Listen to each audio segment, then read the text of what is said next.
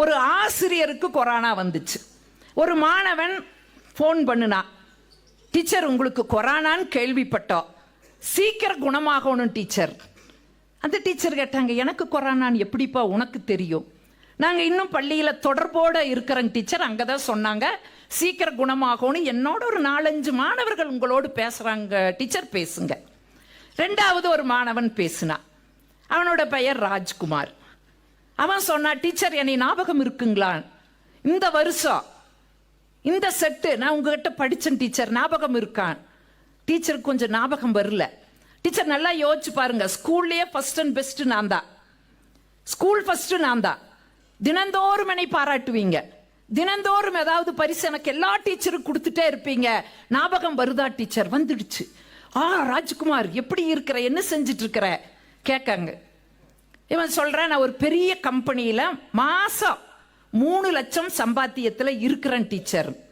உடனே அந்த டீச்சர் வாழ்த்துறாங்க, நல்லா இருக்கணும் நல்லா இருக்கணும், வாழ்க்கையில இதை விட நீ உயரணும். ஒன்று ஞாபகம் வச்சுக்குங்க, நாங்கள் ரிட்டையர்ட் ஆகும் போதும் கூட எங்களுக்கு இவ்வளவு சம்பளம் வராது.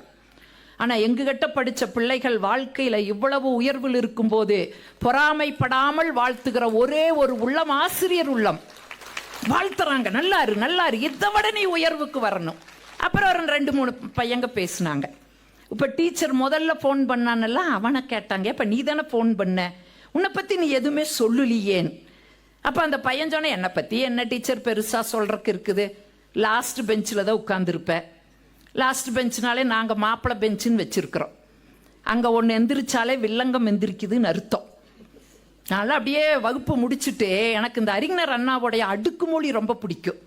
வகுப்பை மணி அடித்ததே அப்படியே முடிக்க மாட்டேன். அடித்தது மணி, ஓய்ந்தது என் பணிம்ப, கடைசியில் இருந்து ஒரு சத்தம் வரும், விட்டது சனி அப்படின்னு அங்கிருந்து வரும். அதுக்கு நாங்கள் மாப்பிள்ளை பெஞ்சுன்னு வேறு வச்சுருக்குறோம். கடைசி பெஞ்சில் தான் டீச்சர் இருப்பேன்.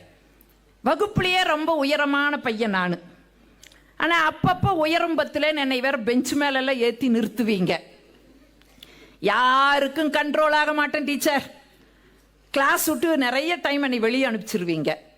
இன்னும் சில நேரங்களில் நான் பண்ணுற அந்த அடாவடித்தனம் தாங்காமல் எங்கள் அப்பா அம்மாவை வர சொல்லி டிசியும் கொடுத்துருவீங்க டீச்சர், ஞாபகம் வருதான். டீச்சருக்கு படக்குன்னு எப்பவுமே பாருங்க, இந்த முதல் மதிப்பெண் வாங்குறவன் எங்களோட நெஞ்சத்தில் இருக்க மாட்டான். எப்பவுமே இந்த லாஸ்ட் பெஞ்சில் இருக்கிறவன் இன்னும் வரைக்கும் எங்களோட மனசில் இருப்பா. ஏன்னா அவன் தான் ஏதாவது ஒரு துறையில் அச்சீவ் பண்ணுவா. இந்த முதல் மார்க் வாங்குறவனால நாளைக்கு IAS IPS ஆகி எங்களை அரெஸ்ட் பண்ணுவா. போராட்டம் பண்ணுனா டீச்சரும் கூட பார்க்க மாட்டவோ, போராட்டம் பண்றியாம் அவளை அப்படின்னு எங்களை கைது பண்ணி கொண்டு வைப்பா இல்லைங்களா.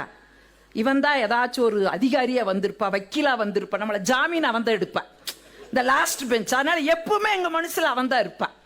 அந்த டீச்சருக்கு நான் வந்துடுது, நல்லா ஞாபகம் இருக்குது நல்லா ஞாபகம் இருக்குது, என்ன செய்யற ஆர்வமா கேட்டாங்க.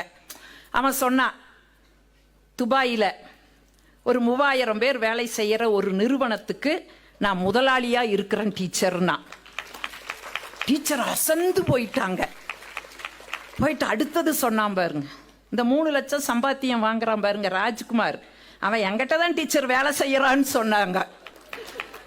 சொல்லிட்டு ஒரு வார்த்தை சொன்னான். நான் சொன்னேன் பார்த்தியா, ஏட்டுக்கல்வியோடு வாழ்க்கை கல்வியையும் கற்றுக் கொடுக்கக்கூடியது நம்முடைய கல்வி மட்டும்தான். சொன்னான் பாருங்க, இது எங்க கத்துட்டேன்னு தெரியுமா டீச்சர்? என்னைய வகுப்புல நீங்க பெஞ்சு மேல ஏத்தி நிறுத்தும் போதெல்லாம் நிறைய நாட்கள் நான் கோவிச்சது உண்டு, கோவப்பட்டது உண்டு. ஆனா என்ன பாடத்தை அந்த வகுப்பறையில நான் கத்துட்டேன் தெரியுமா? வாழ்க்கையில இதை விட உயரணுங்கிற அந்த உயரத்தை நான் வகுப்பறையில கத்துட்டேன். என்னை அப்பப்ப வெளியில கொண்டு போய் நிறுத்துவீங்க. அப்ப நான் என்ன பாடம் கத்தம் தெரியுமா? வெறும் ஏட்டுக்கல்வி வாழ்க்கைக்கு உதவாது, உலக கல்வியையும் கற்றுக்கொள்ள வேண்டும்ங்கிற பாடத்தை நான் வெளியில நிற்கும் போது கத்துட்டேன். டிசி கொடுத்துருவீங்க, அப்பா அம்மா வந்து பேச்சுவார்த்தை நடத்துவாங்க. அப்ப நான் எதை கற்றுக்கொண்டேன் தெரியுமா?